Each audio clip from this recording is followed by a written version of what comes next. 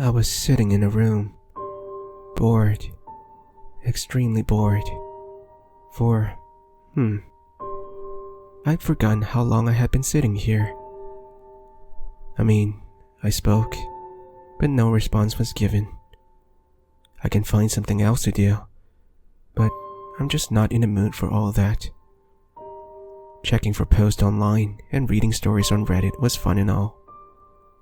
But once you look at your phone for a few hours, it's back to the dull old waiting again. Waiting for something to happen. Waiting for a response. Oh, where are my manners? I forgot to introduce myself.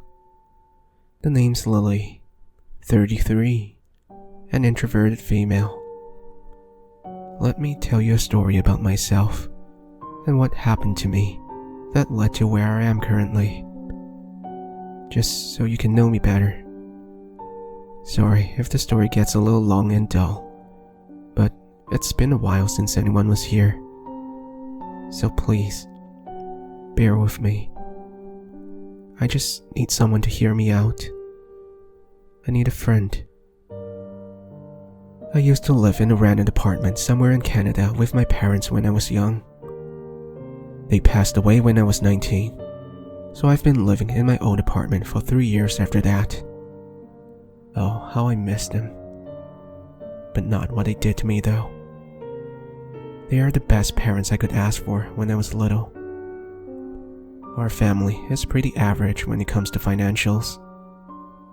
My dad was a water filtering salesman, while my mom was a babysitter.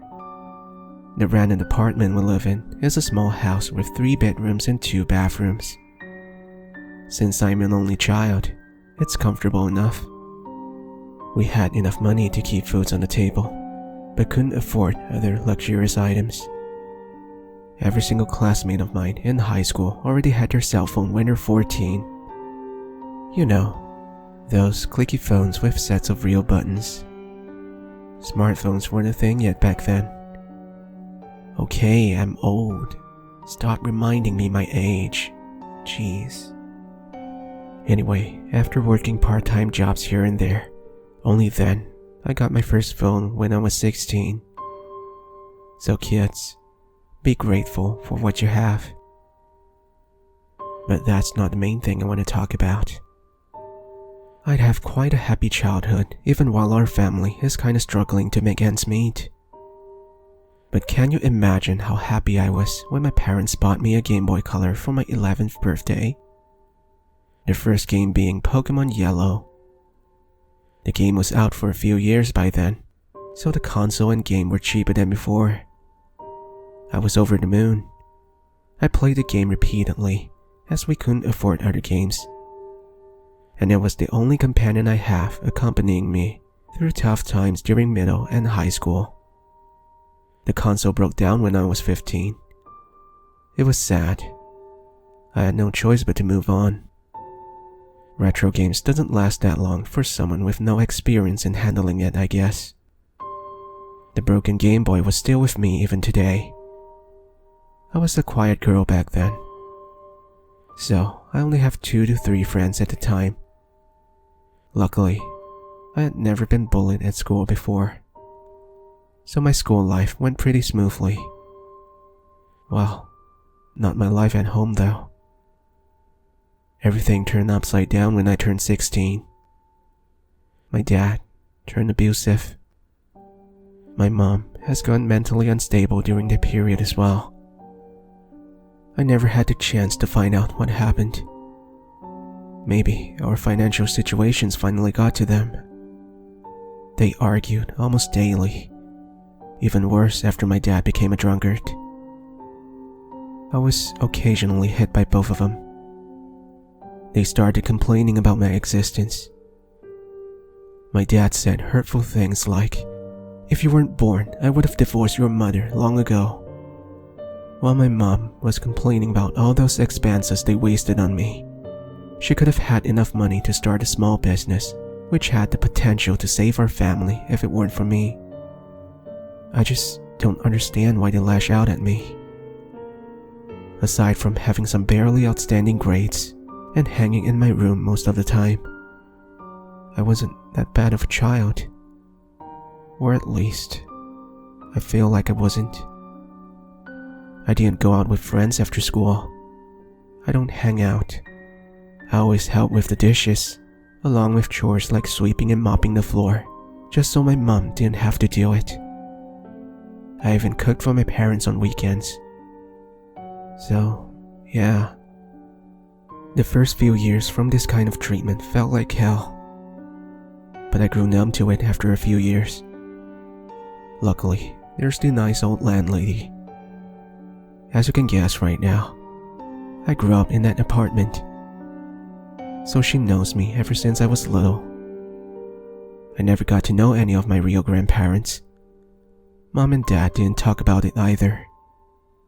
So the nice landlady is pretty much my grandmother figure.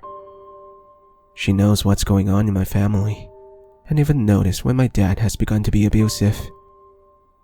She couldn't do anything about it though, as my parents hit me just enough to not leave any scars. Mental abuse is the main thing they went for. But she did come to our house and stop my parents whenever things escalated. Get me to her apartment to save me from more abuse. I'm truly thankful to her.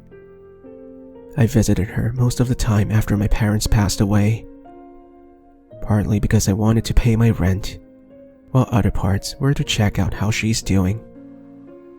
But somewhere deep in my heart, I miss my own mom and dad, the ones that loved me before I turned 16. My dad was found dead in a small motel one day when I was 19. I've got a call from one of the officers that discovered his body. Coronary artery disease. My mom ended herself in the room shortly after. I'll leave the details to your imagination, as I didn't feel like getting into it. I'm sorry. I only discovered her body after I had gone back from work. Imagine the shock. I wasn't even done mourning my dad. I found out from the letter she left me stated that she still loved my dad and just simply can't accept that he was dead.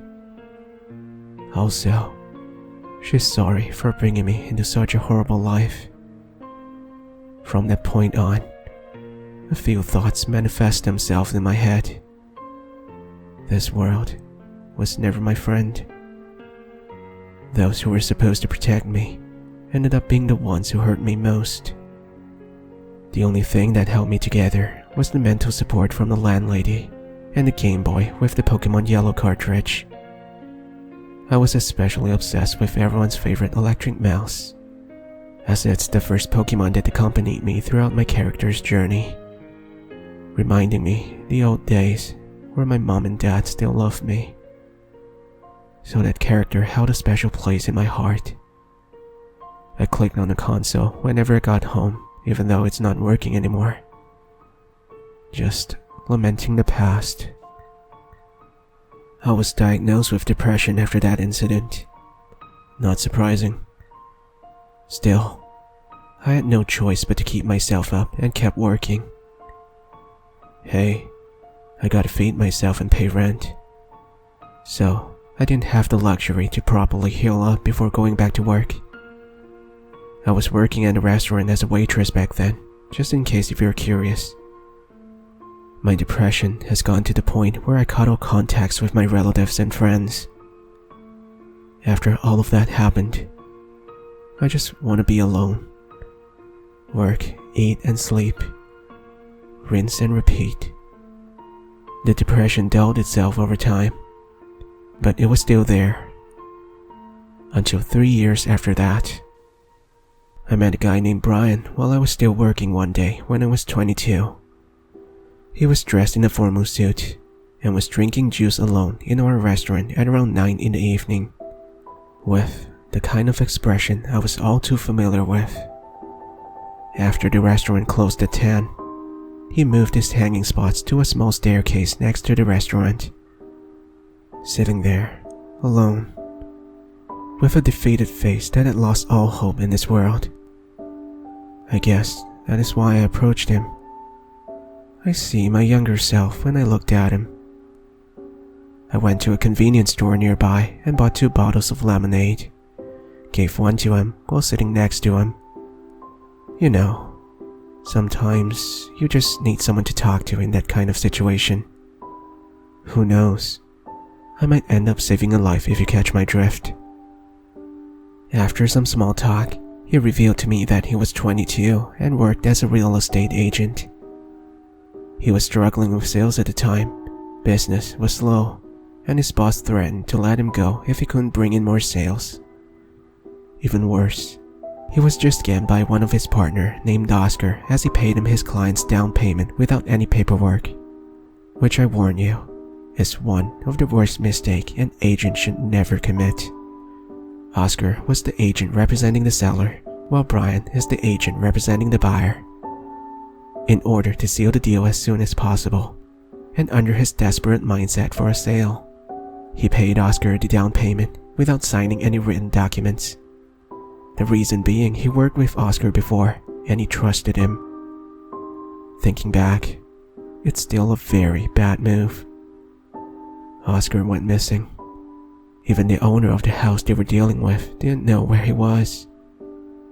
So Brian had no choice but to cough up his savings to compensate the buyer, as it was largely his fault. He was saving up for a house too. Guess Brian learned his lesson the hard way. At least he owns it up. No one knows what happened to Oscar. Brian just assumed he left town. Brian's savings was pretty much gone. And now his job and rent were on the line as well. Even though he made that idiotic mistakes, I can sort of understand why he went that route though. Desperate people are highly likely to make irrational choices. I also found out he was an orphan who grew up in an orphanage. In case if you didn't know, after you reached a certain age and still weren't adopted, you're pretty much on your own. He couldn't afford college, so his job scopes are pretty limited.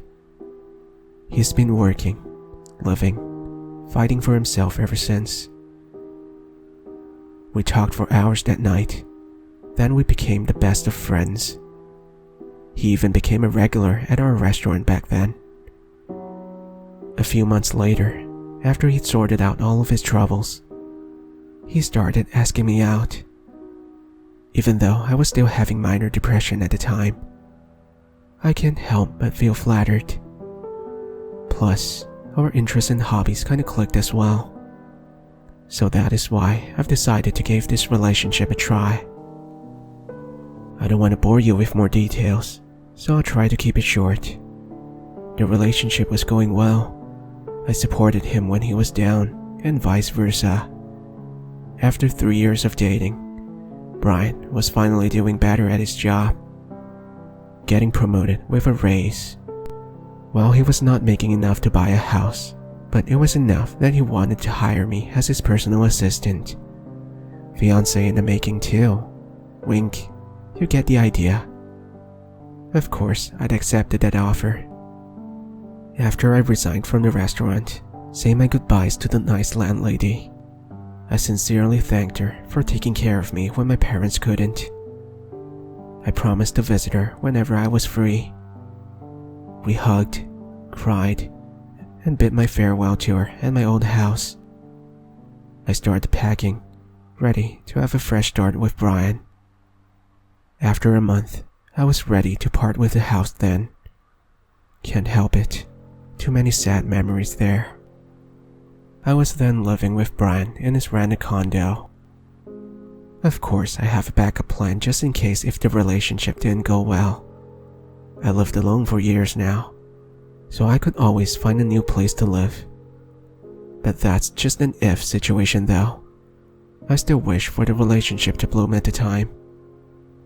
God, I miss the landlady at my old home. I wonder how she's doing. I then started my work in Brian's condo. Real estate agents aren't required to be at his workplace as long as he keeps bringing in sales. Unless there's a huge meeting, he's free to do as he pleases. So he makes one of the rooms in his rented condo his work office. I was in charge of sorting out his files, forms, making cold calls to house owners who were interested in selling, handling calls from buyers, and also scheduling his appointment. While Brian focuses on meeting them and make his magic happen by negotiating with buyers or with agents representing the opposite sides. He's gone sharper after his previous experience. He has gotten so good at selling that he was promoted to sales manager at his workplace. Maybe he has some talent after all. Or maybe it was because I'm handling all the paperwork, so he has more time to hone his ability to sell. Who knows? We're pretty much a perfect combo. Business was good. We managed to make and save up quite an amount of money during that period.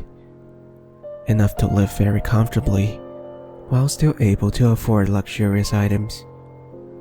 We're busy most of the time, but still manage to have sufficient time for sweet dates and a fair share of cuddling at night. So, for the first time in years, I was happy for once. Things were going smoothly for 5 years. We're a happily married couple of 2 years at this point in time. The procedures of our work remain pretty much the same. Hey, if it ain't broken, don't fix it, right? We managed to rack up some savings as well. So our dream of owning a house we could call our own isn't that far-fetched. It should have played out nicely if we didn't make a seriously bad decision. One day, Brian called our landline out of the blue. I answered. Hello, Brian's assistant speaking. My name's Lily. How may I serve you today? Still sounds hot as ever, Lily Pie. Can you please repeat that? I want to hear it again. Oh, stop it, honey. Why aren't you calling my phone? Nothing. Just want to check if my assistant is slacking off when I'm not around. And a tiny bit of myself wanting to hear your working voice. Stop making things mushy, big guy. Come on, what's going on? Oh, I'm deeply offended. Can a man just call because he want to hear his wifey's voice? I mean, that's how he served me when we first met, for God's sake. Fine, you could just listen to more of it after you came back, okay, babe? I'll let you listen to my voice all night long. Oh yeah, don't buy any food today. I already cooked steak and pasta for tonight. That sounds delicious, babe. But can't we just leave it for tonight? Dress up, because we're going out for lunch. I've got a special place I want to show you. You sure? It's only 2 in the afternoon. Sure, just leave the room and dress up. I'll pick you up in an hour, hon. Well, you're the boss.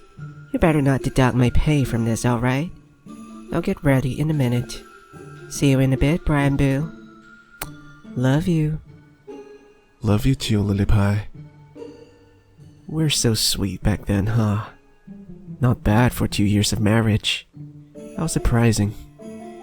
We went to a fancy restaurant not long after and ordered our food. We talked a little while we're waiting. You look wonderful today, hon.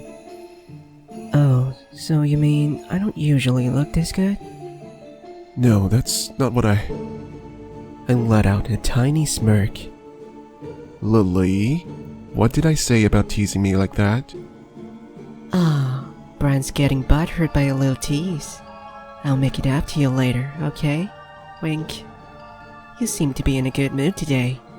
Come on, what is it? Well, nothing in particular. Say, honey, we've been married for 2 years now. Everything has been going up in terms of financials and relationship. Don't you think it's a good time for an upgrade?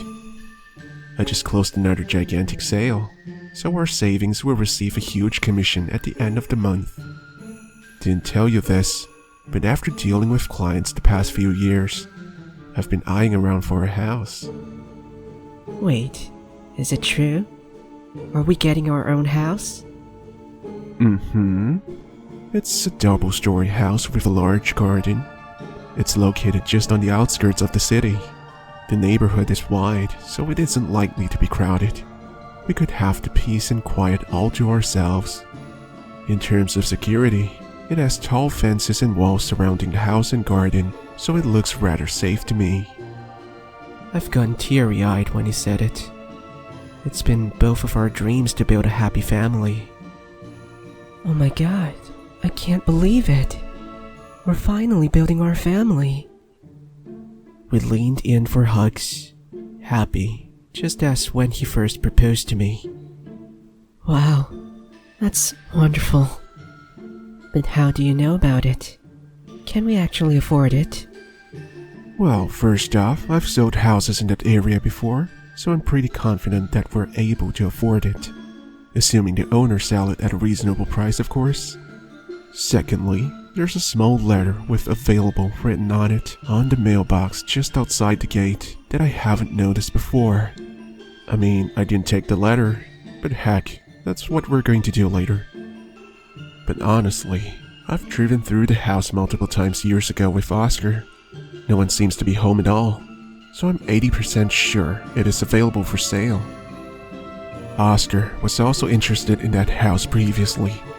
Said he loves to own it someday. So I just want to get that house before he does. One thing kinda bugs me though. The letter is half the size of a tiny notebook. It wasn't all that surprising if many people or agents missed it. So, we might get a good deal on this. Tell you what, if the house isn't for sale, we'll just look for another one. How does that sound, honey? Sounds like a good plan, but I don't want to get my hopes up. First off, you're successful now. Just forget about Oscar, okay? Secondly, sometimes your tastes are kinda questionable, don't you agree, boo? Yes, that's only but one of the reasons I want to get that house. But you gotta believe me, other than that, it's an astonishingly beautiful house. Otherwise, Oscar and I wouldn't compete who's going to get that house in the first place. Building a family with you remains the top priority of my goal, Lily Pie. He leaned in to kiss my forehead. Trust me, I can imagine having our first child there, growing old together while our grandchild is playing in the garden. You and me just sitting on a chair sipping on tea while holding hands. Just enjoying each other's company. Can't you feel it, honey? He holds my right hand and looked me in the eyes lovingly. Yes, that sounds romantic, Brian. It seems like you're putting a lot of effort into trying to build this family, huh? We could finally start our own family. Brian, I just want you to know that I'm extremely thankful that you came into my life. Otherwise, I wouldn't know what would become of me if you hadn't. Aw, come on, Lily. We're in this together. I want to thank you too. Don't forget, you pulled me out of the darkness years ago when we first met. This is what we wanted. So don't cry. It can be contagious, you know. 8. Excuse me? The first time I comforted you was 8 years ago. I can't believe you've forgotten that. It's our special day. Oh, come on, really? I wiped off my tears of joy. We have a few laughs and a toast to our future family, and have our lunch. After we had our lunch, it was 4 p.m. Brian drove me to the house he wanted to show me. The sun is still up, so we're able to have a nice view of the house. It turned out to be an extremely beautiful modern vintage. I wouldn't be surprised if Brian wanted to buy this house at all. The exteriors were well kept, no signs of stains. The garden flowers and grass were trimmed, with birds and butterflies flying around. And the air was filled with smells of sunshine. Yeah, I know sunshine doesn't have a smell. Settle down. What I want to say is that it smells like home. So yeah, I was appalled by the view. Before we went to try and find ways to contact the owner, we decided to explore the neighborhood. Ask around if any of them had seen the owner. What's he like? If anything happened in that house before. And just checking out if the neighborhood is nice and safe. You know, just some safety measures before making decision. Also, to check out if we had other options in the area. Sadly, the others were taken. Each house is estimated to be 200 meters apart, so you can pretty much imagine how gigantic the garden was. Well, for me at least. But judging from the looks, the house is around 1,500 square foot on each floor. It's pretty fair. I mean, unless we decided to have tons of kids, I don't need a castle, I guess.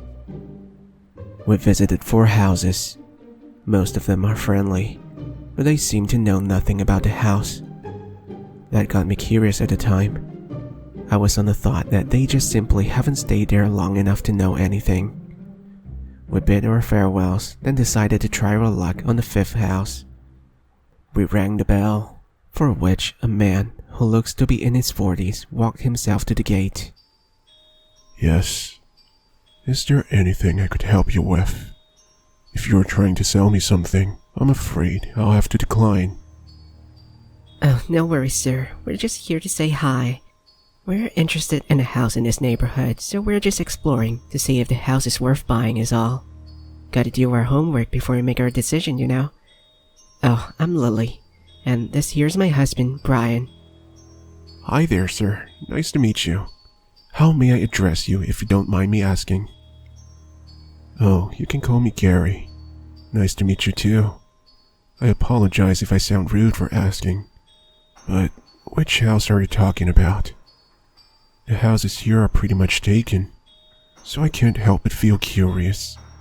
Nothing really happens in this neighborhood, but I guess it is a fine place if you're looking for peace and quiet. The man seems to lack emotions when it comes to speaking, accompanied by the gaze of a predator, like a wolf hunting for prey. Medieval swords and knives can be seen displayed right outside of his garden. A blacksmith or a collector. Who knows?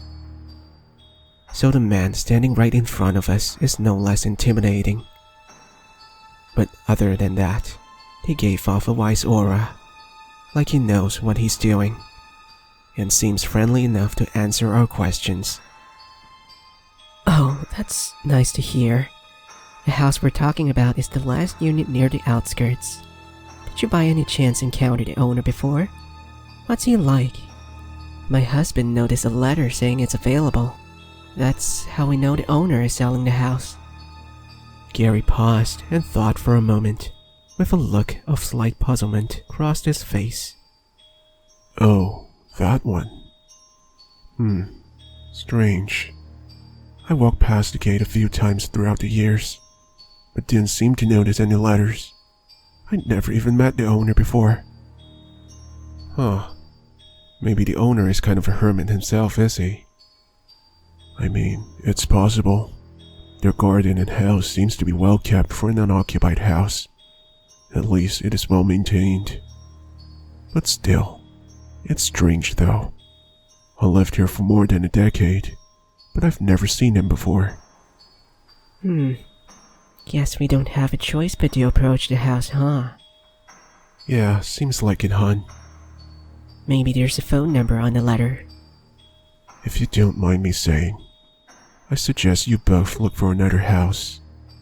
I can't confirm it, but I got bad vibes coming from that house. I don't know how to explain, but call it intuition. Something about that house bugs me. Gary gets a little serious while saying this. At this point on, we feel too awkward pressing on the conversation. Oh, okay. We'll take note of that. Thanks for letting us know. We'll have to get going now. We don't want to head back when it was dark. It's nice meeting you, Gary. Yeah, stay safe, both of you. And let me know if you encountered anything that is out of the ordinary. Hope we could meet again someday. We bid our farewells then proceed to travel back to the house. On the way back, I have a small chat with Brian. Baby, should we take note of what Gary said? He seems like he knows what he's talking about. Is it concerning? I don't know, honey. He could just be paranoid. I mean, the other neighbors don't seem to notice anything. So, yeah, I think it shouldn't be that big of a deal. This is a nice and safe neighborhood, is all we need to know, right, hun? Well, I guess so. We should have listened to Gary's advice back then. After we were back at the front gate of the house, the modern vintage house washed away all of my concerns for some reason. Maybe because of its enchanting beauty.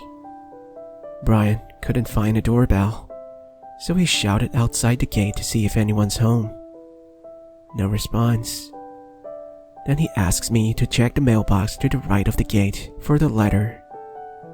I found the letter stuck on top of the mailbox cover. I pulled on it with slight force, which then gave me a paper cut that leaves a stain on the letter. The strange thing is, the letter seems to have better absorptions compared to any paper, and the bloodstain seems to be clearing itself. After I let out a gasp, Brian rushed to my side to check out my wounds. I looked back at the letter. There's no sign of the bloodstain. Strange. Maybe it's a special kind of paper.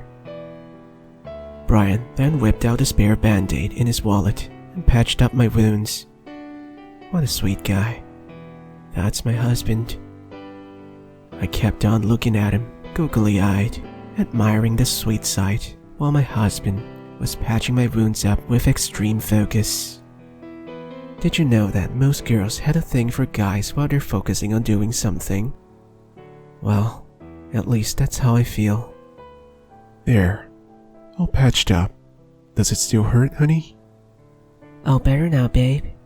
Thanks. I'll disinfect the cut when we got back, okay? Sure, I mean, we got the letter. The house looks nice and wonderful. Let's head back for now. We reached home in an hour of driving. After disinfecting my wounds and showering, we were ready to read the letter. What's written inside gave us both a shock. The letter wrote, "To anyone who's reading this, welcome to the estate. You and your family are welcome to stay here for as long as you like. If you wish to own this house, there's a simple condition that must be fulfilled. Just simply stay here for no less than 6 days. That is all. Once you receive this letter, the gate and house will be unlocked. The grants and documents for the house with owner's stamp already in place can be found on the table in the master bedroom. Just simply present the stamped documents with this letter to a lawyer after the condition is fulfilled in order to proceed with the ownership claim. The legal charges for the transfer of ownership will be handled by you. Since we're giving you the house, we won't be liable for any external charges from the government. No contact with the owner will be needed. We have our ways of knowing if you had fulfilled the condition. The house is free of charge as long as the condition is fulfilled. Sincerely, Philip Leonhardt." What the? Is he serious? I don't know. The condition is a little too easy, don't you think, honey? Yeah. Why though?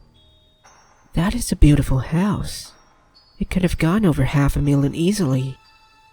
Yeah, that's a good point. It's either we stumbled upon the jackpot or this is a scam. This is not a free real estate prank, is it? No idea. Seems like it. But now you talked about it, the gate really is unlocked like it stated. How did you know?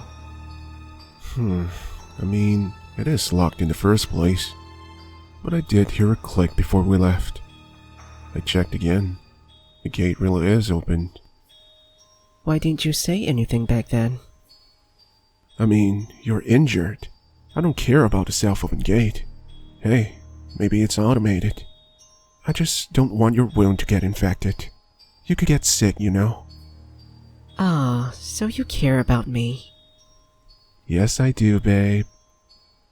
Lily, is it strange if I want to give that house a try? Yes. Yes, it is, Brian. But it is still a beautiful house, though. I want that house, prank or not. No. What if someone bad was baiting people there? You saw the neighbors. There are families living there. It looks really safe. Think about it this way. I would have noticed something bad was going on in there if it is. I've been eyeing that house for years now, Lily. This might be a gift from God himself. Hey, I even have a licensed gun if things went bad. But the chance for something bad to happen there are less than 10%, I'd say. That's a luxurious neighborhood we're talking about. I mean, yeah, the family that lived there seems happy enough. And they didn't seem to notice anything weird that is noteworthy. But I don't know, Brian. It still doesn't sound like a good idea to me. Well, too bad. I want that house. Maybe I'll go with Janet instead if you don't. Janet was his boss's hot secretary, if you're curious. Though I'm not half bad, if I do say so myself. I was still no less triggered by the words. I shot a murderous glance at Brian. Whoa, it's a joke, honey. It's a joke. Well, you certainly know me enough to make that joke, Brian. Honey, you know me. I have a playful mouth, that is all. I swear to God, that's a joke. I know it's a joke, but it's no less hurtful, Brian. I begin to pout, looking away from Brian. Oh, come on, honey. I just want to push you for a tiny bit to get you to go to the house with me. I know it's a bad joke, okay? I'm sorry. I remain silent. Okay, how about we took a week off, I mean, we make enough money. We could afford a nice holiday, right? The boss is extremely happy with the number of sales we brought in, and there's no meeting next week. Just you, me, living in a vintage house. Chilling, just like a vacation should be. Sound good? Let's compare the outcome. The first one, it turned out to be a prank. Hey, we won't lose anything, right? Heck, I'll treat us to a 5-star hotel then.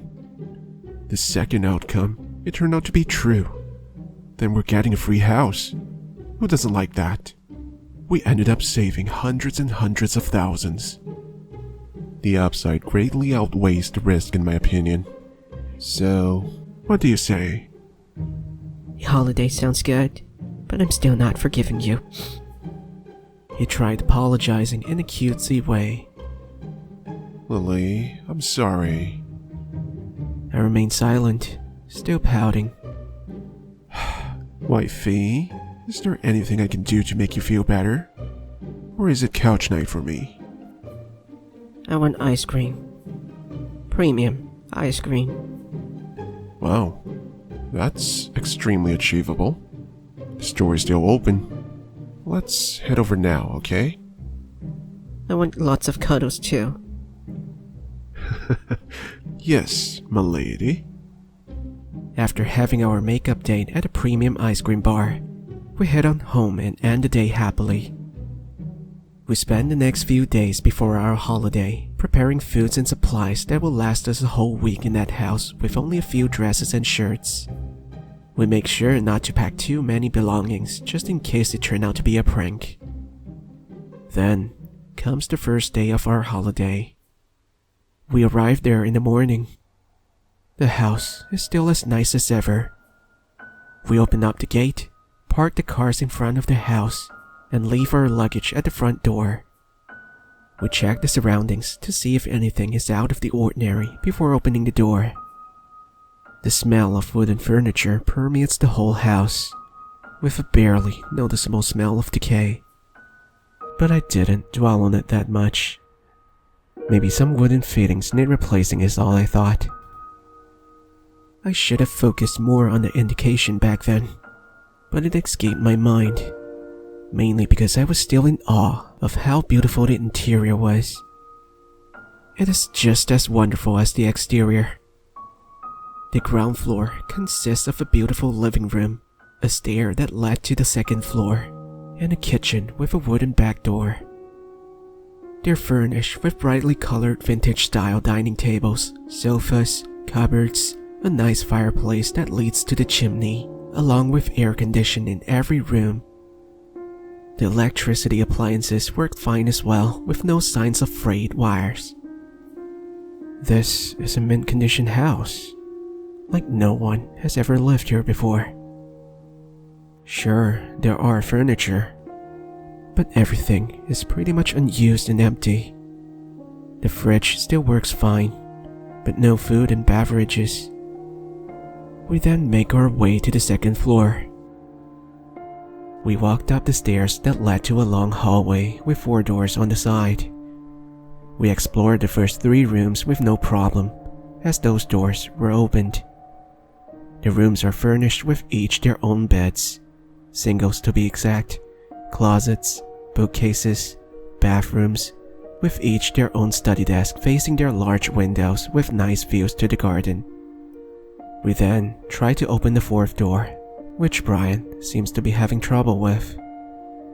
No matter how hard he tried turning the doorknob, it only wiggled, as though it was locked.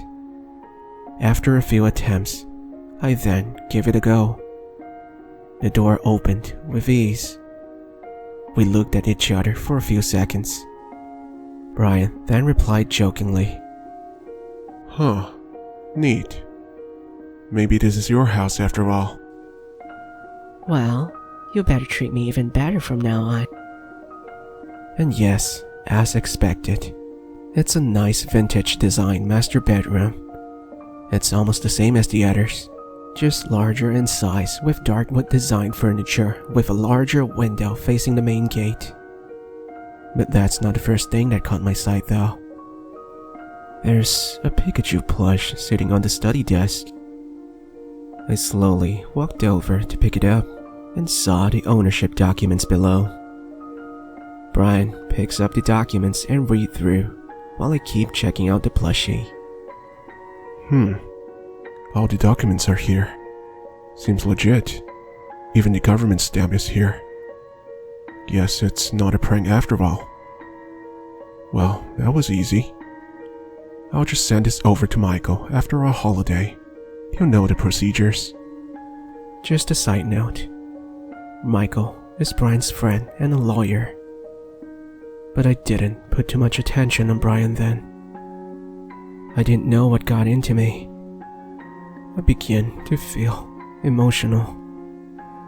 This plushie brings back so many memories about my mom and dad.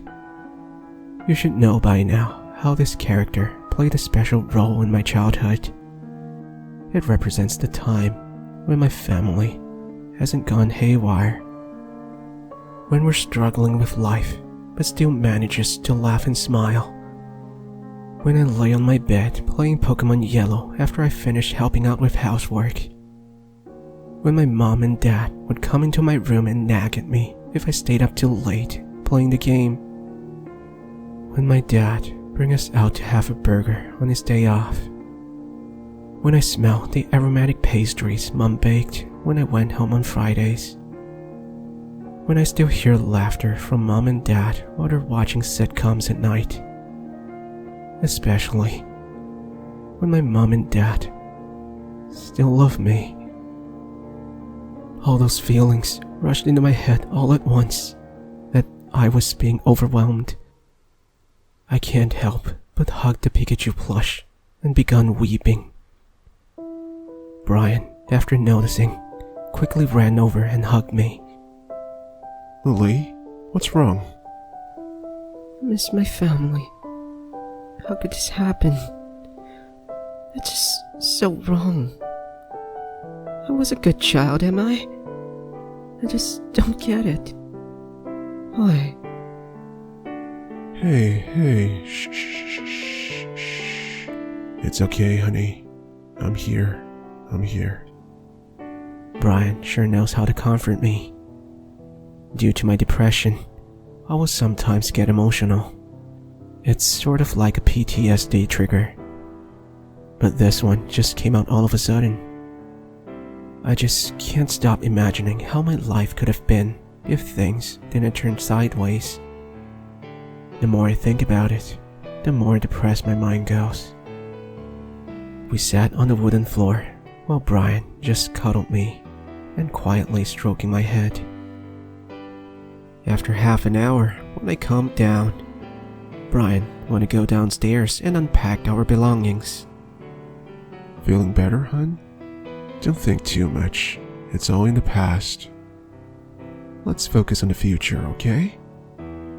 Why don't you have a rest for a few more minutes, I'll go down and unpack our things. We need to keep our foods in the freezer. Otherwise, it may go bad. Tell me if you need anything, okay? I even brought the ice cream you liked. He then smooches me on the forehead, then proceeds downstairs. While I was sitting on the wooden floor, I started checking out the tear-soaked plushie. It's well made. The eyes were very realistic, finished with irises and pupils and all.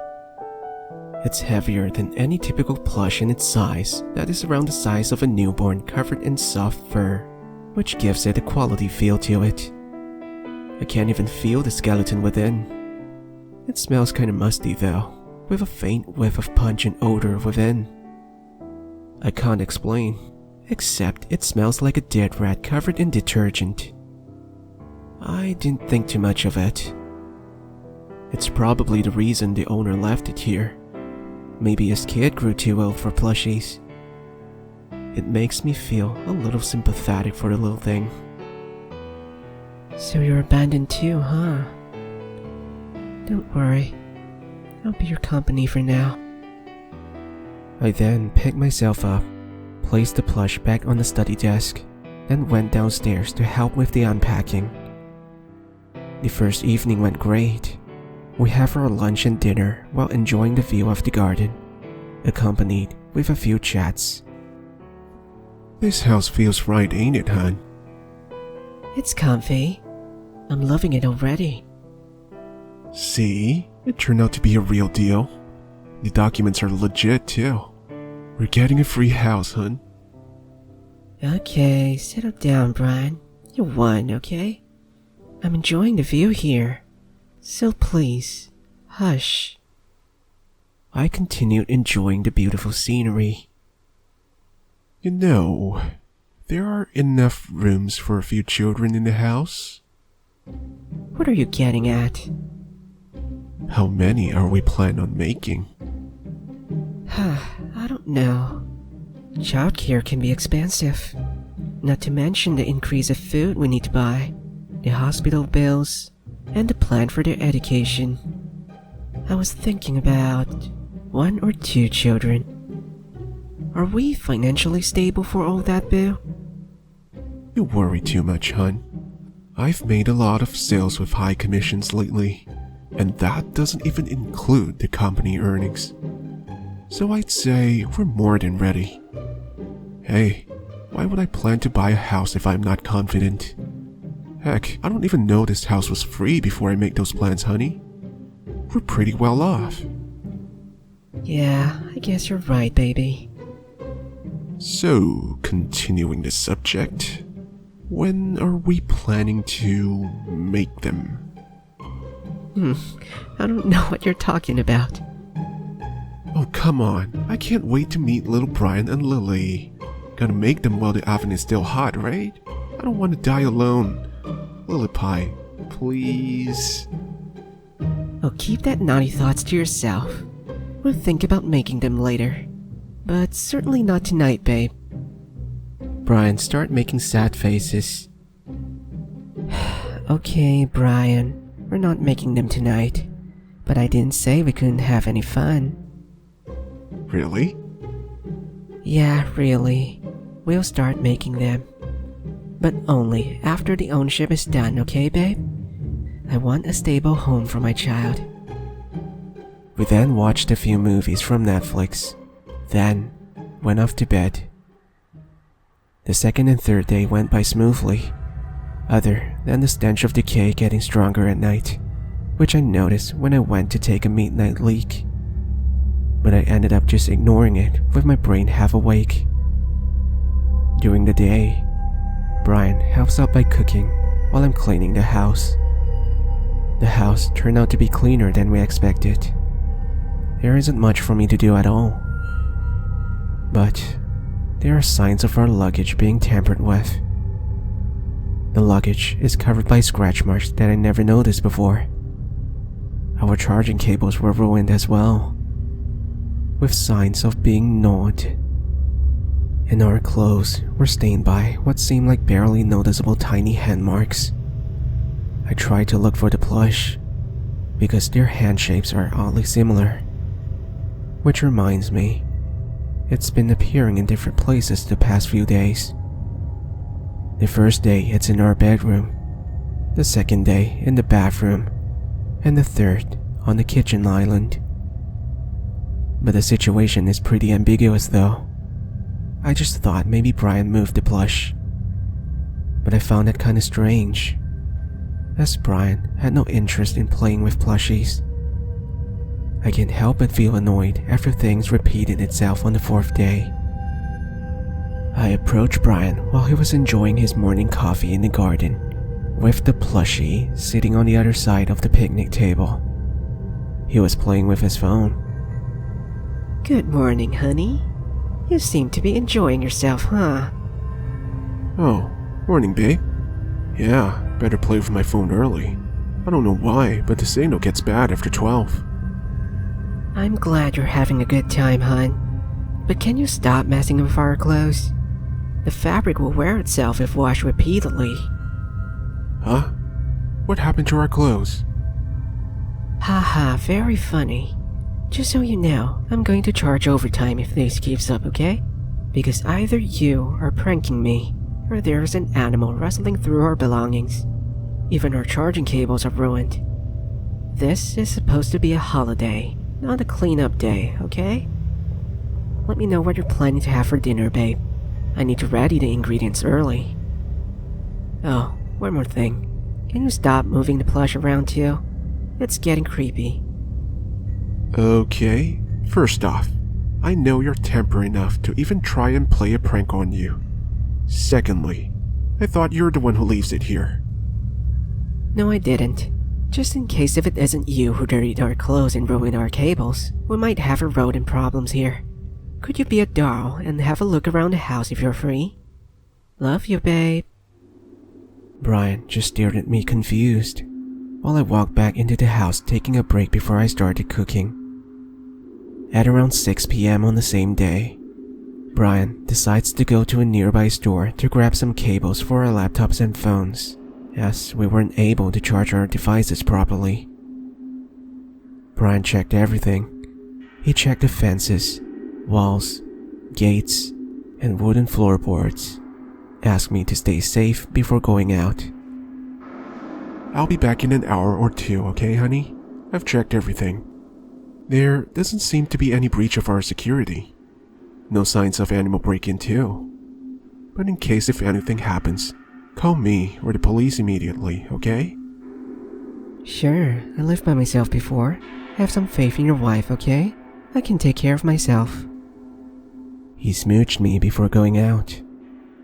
Since I have nothing to do at the time, I'm just enjoying the view on the garden table. I grabbed the plushie on the table, intending to play with it. I checked out the eyes, as it's one of the character's main attraction. The big googly eyes. Especially with this plush that keeps the eyes realistic. It's very intriguing. After a few minutes of playing with the plush, the eye sclera turns white all of a sudden, leaving only the black pupils at the center, looking straight at me. I jumped, throwing the plush away from the table. It took me a few seconds to piece things together. No, it can't be. It's a plush.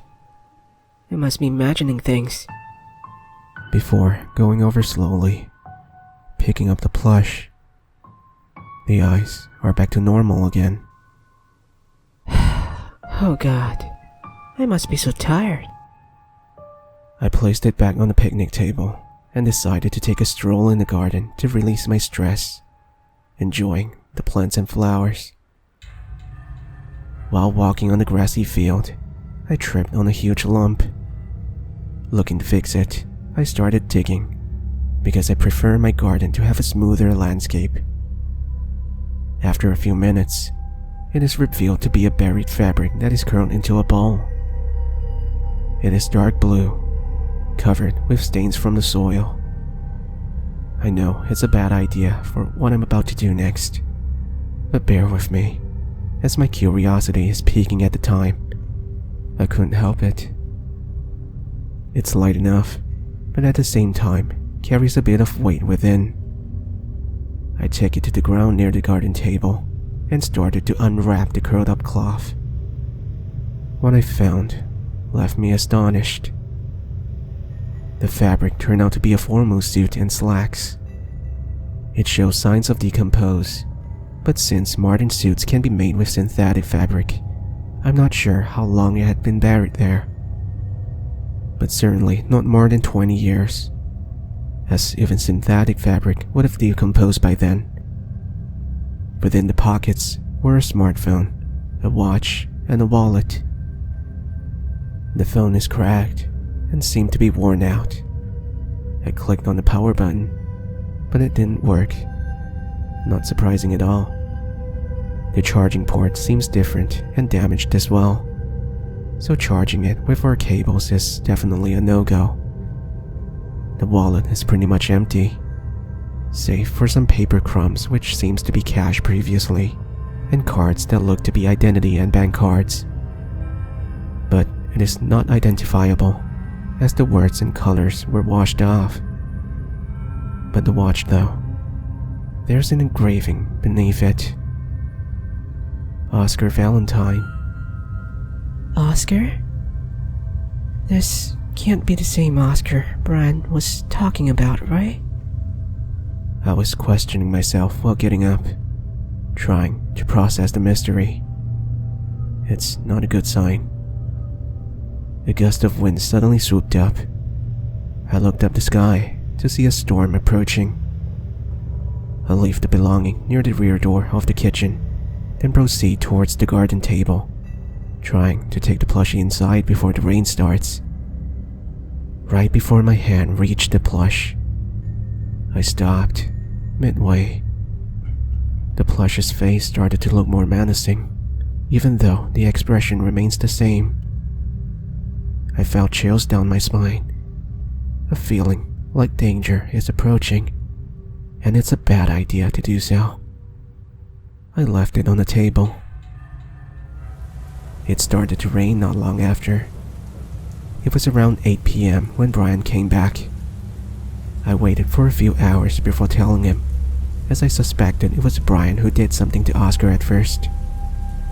But after some logical thinking, it just doesn't make much sense for him to bring me here if he's the one that did it. I know it's pretty late for a dinner, but we have it at 10 in the evening that night. Brian was eating his food like normal. It's a silent dinner, accompanied by the sound of heavy rain outside the house. I started the conversation. Brian Boo, Yes, honey? you don't think something is wrong here, right? No, I don't think I noticed anything out of place. Why would you say that, honey? Now that you mentioned it, you seemed rather quiet tonight. Is anything alright? I guess so. Did the name Oscar Valentine ring any bells? Of course it did. I told you before, didn't I? I could never forget that name even if I wanted to. Have you any idea how serious of a trouble he left me? But how did you know his family name? I didn't remember telling you about it. Baby, did you remember how long he has been missing? About 8 years ago, I guess. The same year I met you. Lily, what is going on? I think Oscar has never left town at all 8 years ago. Honey, what did you know? I showed him Oscar's belongings that I left near the rear door.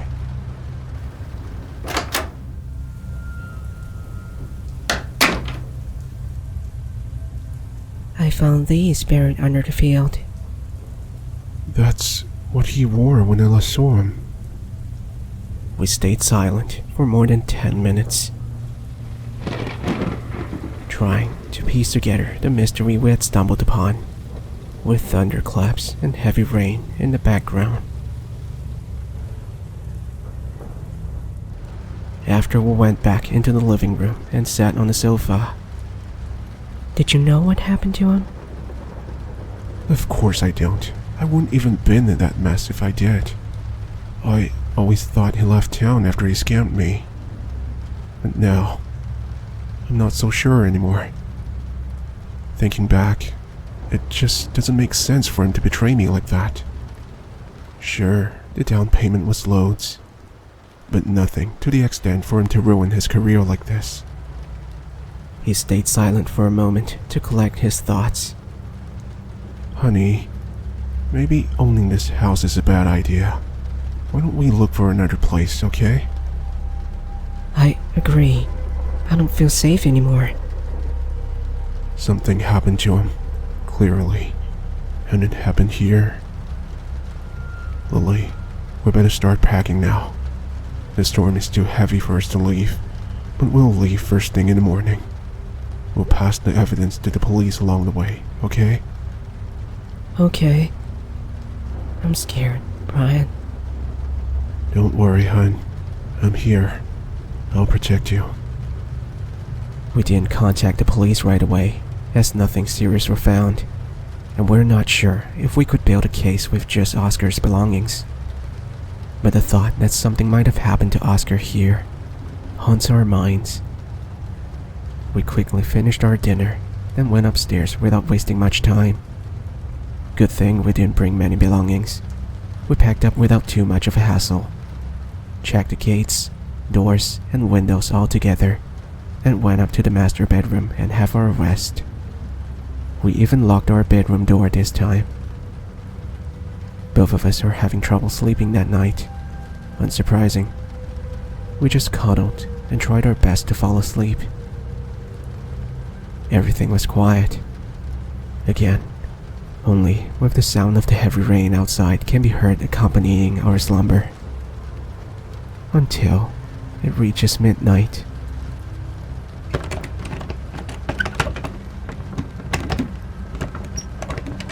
I was woken up by the wiggling sound of our doorknob.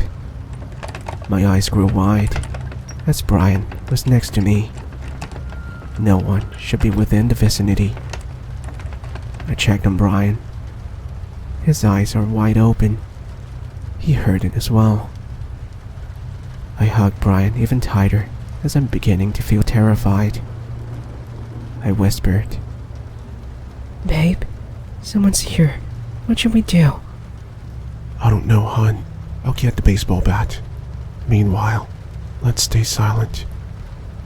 He slowly and carefully gets off the bed and tiptoed to one of our luggage, pulling out a wooden bat while also handing me our silver scissor. The wiggling of the doorknob persists and gets louder by the second. Brian slowly walked towards the door while readying the bat with both his arms. I whispered to Brian, worried. Honey, don't open it. It's not safe. I know, hon, but sitting here isn't exactly safe either, is it? Suddenly, the wiggling of the doorknob evolved into hard slams to the door, accompanied by the hiss and growl of an unknown creature.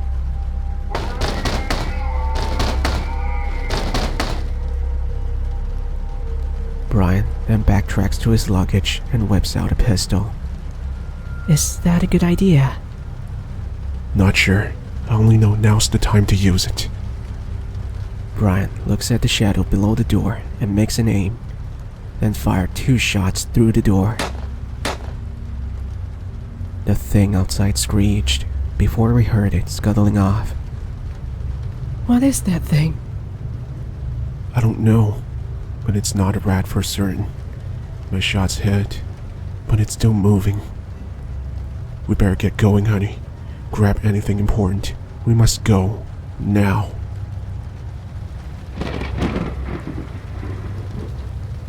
A sudden flash of lightning revealed a shadow right outside of our bedroom window. Brian and I slowly panned over to look at it. The gruesome image will certainly burn itself in anyone's mind. It's the plushie. Except, it's not the cuddly thing we know anymore. Its mouth is now opened, grinning, showing rows of jagged yet sharp teeth. I screamed, but it was drowned out by the heavy rain. The plushie then lunged forward to the glass window, hitting it repeatedly with its face. Cracks slowly formed and multiplied on the window as the thing continued. We quickly grabbed our keys and phones before bolting out to the hallway. But as soon as we stepped out of the bedroom, the window caved in. The plush was in the room now. Brian fired 3 more shots while shouting for me to hide. After the screams of agony let out by the plush fills the hallway, I quickly pulled Brian to the second room and closed the door. The thing now keeps banging on the door, but luckily the banging is noticeably weaker than before. The door is sturdy enough to withstand it. But our relief didn't last that long. We heard it scuttling off again after a few tries. We then know it's going for the window. Brian then quickly barricades the window with the bookcase on the side. It didn't take long for the thing to get to the window and starts hitting it again. This thing isn't going to hold it for long, I'm afraid. Honey, we're going to need an escape plan. Fast. I've got the keys for the car and gate. Good. Now a plan is all we need. We can rush to the car, but we don't have enough time to open the gate. We can try to run it over. The gate might be strong, but the lock and joint certainly can stand a hit from a car. We might be able to burst it open after a few heavy hits. And also, we might be able to stop this thing. Even though it's okay after a few hits from the pistol, it's noticeably weaker than before. I had a feeling we can get through this. But one thing I'm not certain is that with the rounds left, I'm not sure if it's enough to stop it. 10 is all we have left. I don't know, babe. It sounds a little risky. Do you think we could wait it out? It doesn't seem to be very active when the sun is out. We could, but the problem is we can't confirm that theory. Plus, this barricade isn't going to hold out much longer if it persists. And I don't think there's any place in this house that will pass as a great hiding place. While Brian keeps his weight on the bookcase, pressing it against the window, we felt secure for a few moments, until we heard it burst. That's how we found out that the only thing separating it from us is the bookcase. And what's worse is that the rear plank of the bookcase isn't thick at all. Honey, check the phone if you could call the emergency service. I whipped out my phone only to see no networks nearby. It is getting grim by the second. For those that didn't know, you can contact emergency service even if your phone doesn't have a signal, as it will try to use other networks nearby to make the call for you. But if no networks can be found, you're done. I looked at Brian with a pale face. He gets the answer. Well, of course. We don't have a choice, honey. Listen, I need you to open the door quietly and try to head to the car without alerting it. I'll distract it here for a short while.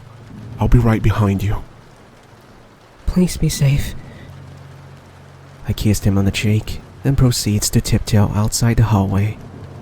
I slowly and quietly made my way downstairs, while the rumbling above persists. But after only about 30 seconds, the rumbling stops. I stopped, only to hear Brian called out to me. Lily, run! That thing is already in the middle of the front door, looking menacing as it bares its jagged teeth at me, growling. The holes on its body formed by Brian's shots revealed the decayed flesh with a mix of what seems to be balls of hair. I could hear Brian running towards me from behind, but it was too late for him to do anything, as the thing was already lunging towards me. All I can do is fight. The plushie slammed and pinned me against the wall, while it tries to take a bite out of my face. It's strong for its size. I have no choice but to use one of my arms as a form of defense. Its fangs sank into my arm, while its eyes started to glow a tinge of yellow. It's absorbing my blood. I can't help but to look away from its eyes. Brian came after a few seconds to grab the thing from behind, trying to get it off of me. He fires 5 shots at the thing's head, but it still wouldn't let off. The bullet has no effect but weakening it for a tiny bit. I didn't forget about the scissor Brian handed me not long ago. I quickly used the other hand, jamming the scissor into its neck. It finally lets go of my arm. It stumbled itself backwards for a few seconds, letting out a scream of agony as I pulled out the scissor.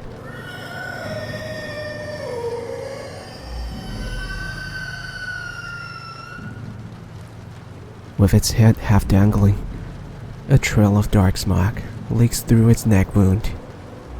I'm surprised it is still moving, but judging from its reaction to my attack, I get it now. It's weak to silver. While Brian was trying to get me up, we didn't notice that it had turned its target to Brian. It used the last of its energy to lunge at Brian. Brian lost his footing, hitting his head on the sharp edge of the coffee table. I cried out as Brian's body lay still on the floor. The plush is limping towards me, a few steps away, with the eyes kept glowing. This time, I accidentally locked eyes with it. That's when I started to feel lightheaded, like my consciousness is being pulled away from my body. Flashes of vision quickly made themselves through my head in the process. I saw a man with a familiar blue suit and watch make his way through the front gate of the house, with what looks to be a teddy bear plush looking out of the window, along with a second vision that provides a first-person view of a yellow stubby-legged figure trying to walk out of the gate, but an invisible force was preventing it to do so. The other's is knowledge. I was marked by the plush when the letter received my blood signature when it gave me a paper cut.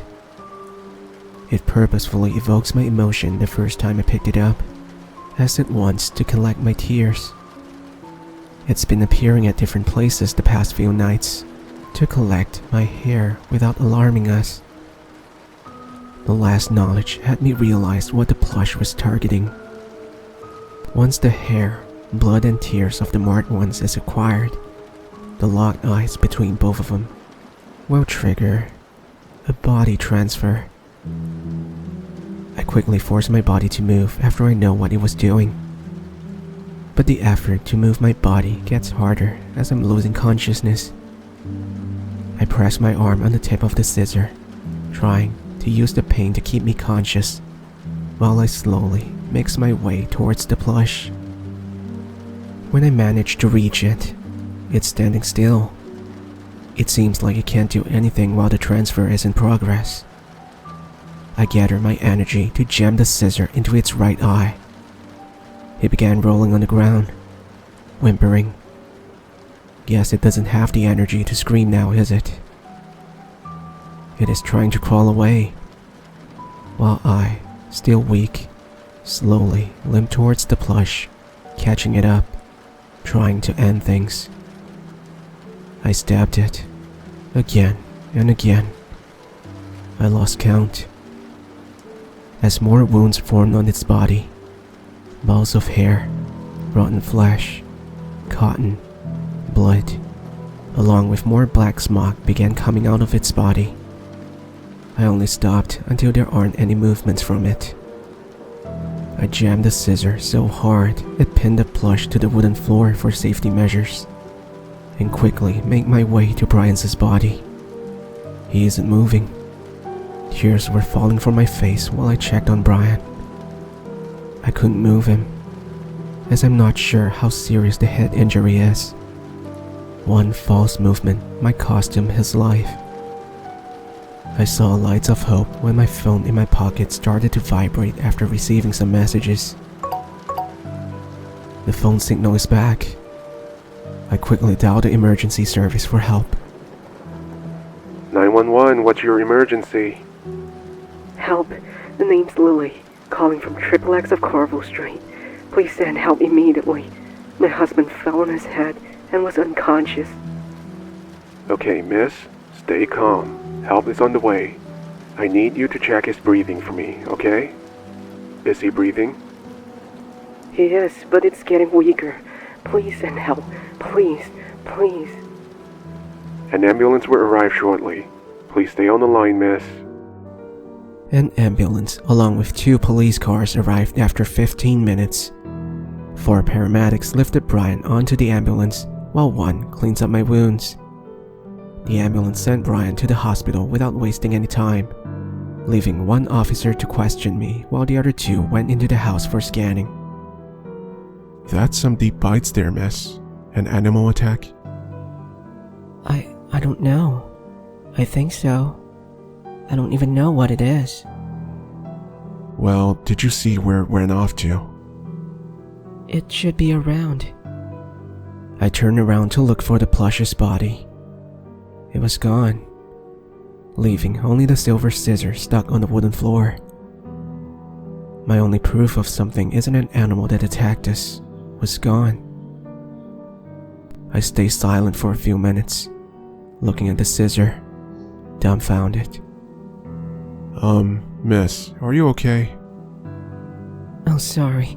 I don't know where it went. It was just here. Of course I left out the fact that a monstrous plushie attacked us, especially with the proof gun. I don't want to be sent to a mental asylum. Okay, we'll just wait for the report then. After a few minutes, Officer number 2 replied to walkie-talkie. Reporting. There's signs of attack in the main room and the second room.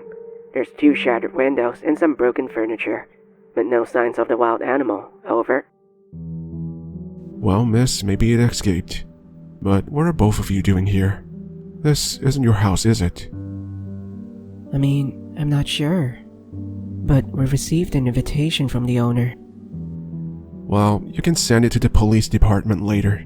I'll ask my partner to send your belongings and car to the hospital. I'll send you to the hospital first. I believe your husband needs some paperwork done. After a short while, I arrived at the hospital.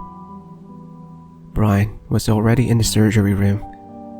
I just went over to the reception to fill out his insurance info and waited outside the surgery room, praying that he was okay. After a few hours, the doctor came out. How is he, doctor? I got a good news and bad news. The good news is that Brian is stable. For now. The bad news is that the blood clot formed in his brain upon impact was long enough to damage part of his brain, and no surgery can fix that, I'm afraid. What does it mean? It means he'll be in a coma for a long time. It might take months, possibly decades. Even then, it's not a sure thing he'll recover. I hate to say this, now especially, but from the results I've got, he's not likely to.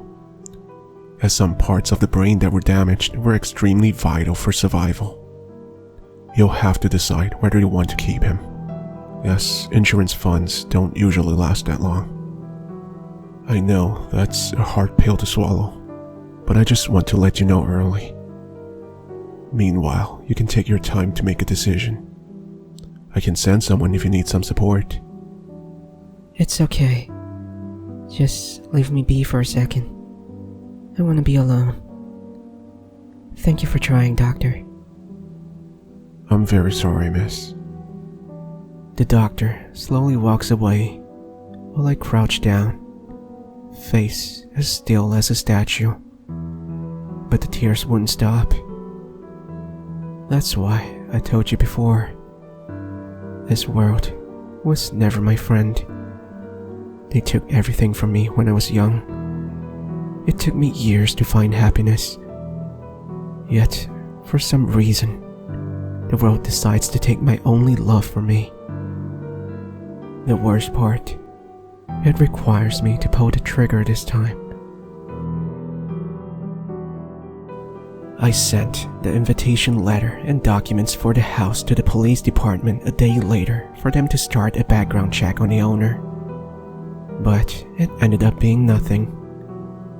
The house definitely belonged to Philip Leonhardt, and the letter and documents are proven to be originals as well. But no other information on who Philip is. The officer said we are in the right to own that house. But of course, I'm not going to do it. Who would want a house with that thing living there? I don't even know if it's still alive, since it disappeared. So I'm keeping the documents sealed in my safe.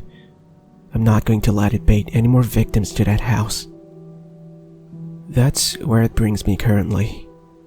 Sitting in this hospital room after 3 years, accompanying Brian, who's still in a coma. Surrounded by the beeping sound by the heart rate and life support device.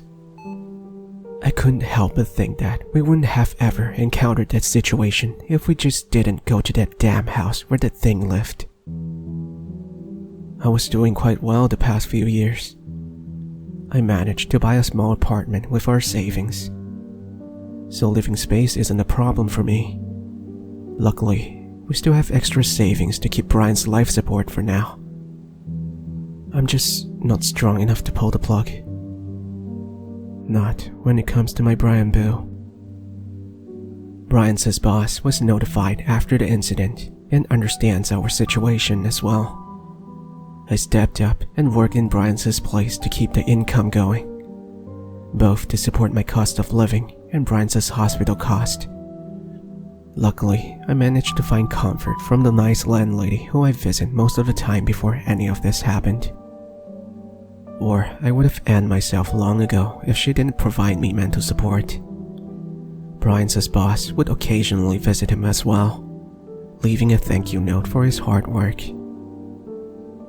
I would visit Brian every day after work just to talk to him, hoping he's able to hear me, hoping he would just magically awaken after all these years so we could start our family. Brian's heart rate is getting weaker the past 3 years. I know I had to pull the plug, but I just can't, okay? I just hope that's not my last straw when the day arrived. I'm writing this story, trying to move my focus from what I had to do. The good thing is, I have the luxury to recall what happened in that house. I still didn't know what that plush was, but based on what I had experienced back then, some theories I found plausible is that the plush in the house lived by a few rules. 1. That house acts as a domain that keeps the plush in there like a prison. That explains in the vision why the plush failed to get out of the gate. 2. Anything that doesn't originally belong in the domain can move in and out freely. This explains why the birds, butterflies, Brian and I are able to enter and exit with no complication. 3. The plush will need to take over a human's body in order to get out of the domain. This explains why that thing wants to switch bodies with me.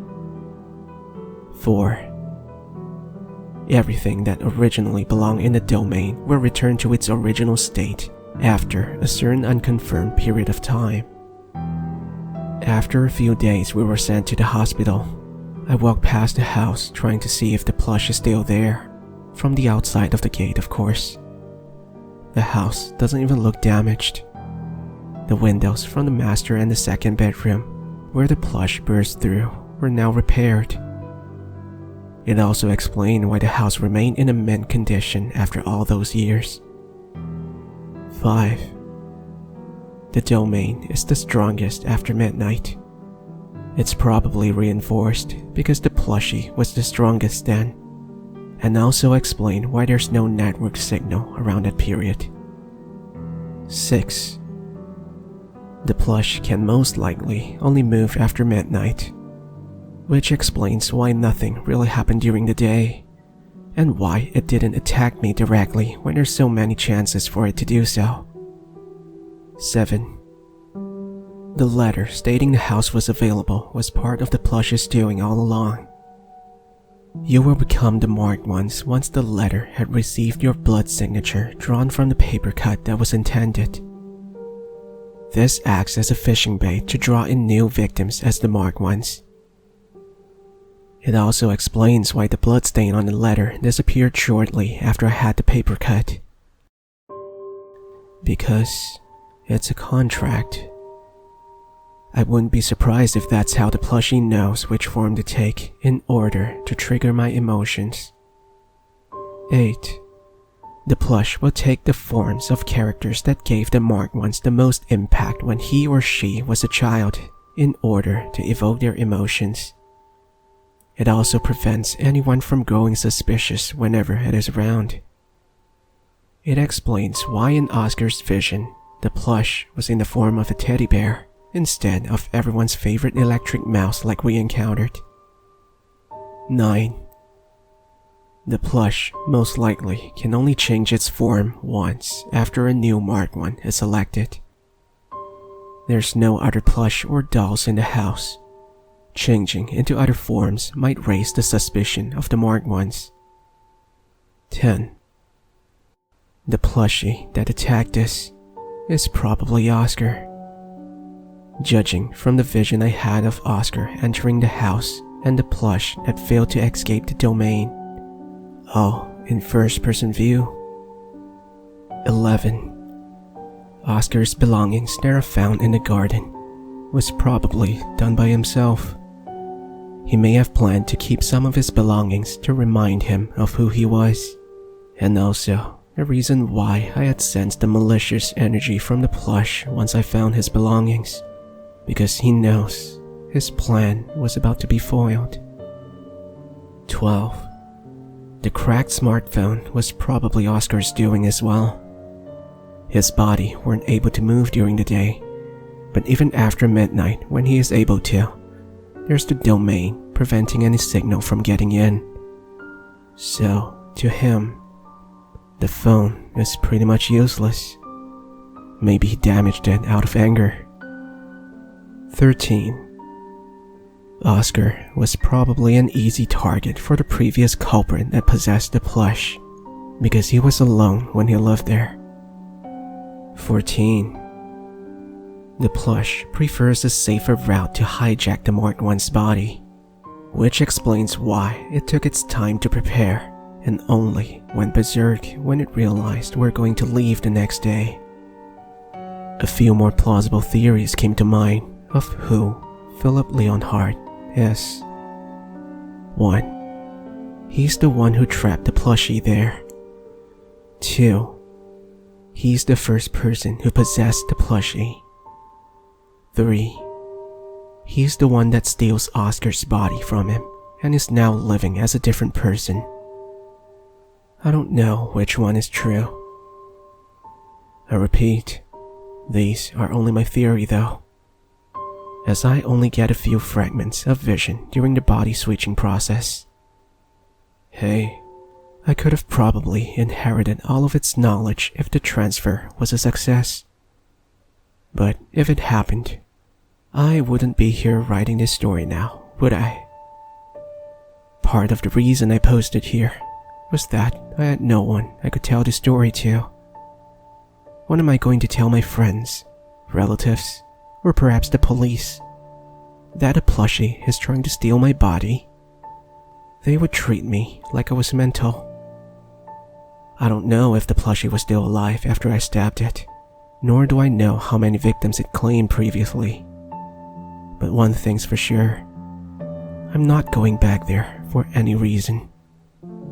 If the plushie turns out to be Oscar, I have mixed feelings for him. He ended up being the one who took Brian away from me, but he's also why I was able to meet the love of my life back then. But just imagine living in the plushie's body and stuck in that damn house for years. Even worse, for nearly a decade. Living in an endless cycle of limbo with no ways to contact the outer world. It's a living hell. No wonder he's gotten feral and desperate for freedom. I didn't know what to think anymore. But to anyone that is listening or reading this, if you ever came across a modern vintage house on Corvo Street with a smaller than usual letter stuck on the mailbox cover stating it's available, be very careful, because the plushie might still be alive after all. I already prevented it from using the house ownership as bait, but I'm not able to prevent anything if it came up with new tactics. It might still be looking for a new marked ones to take its place.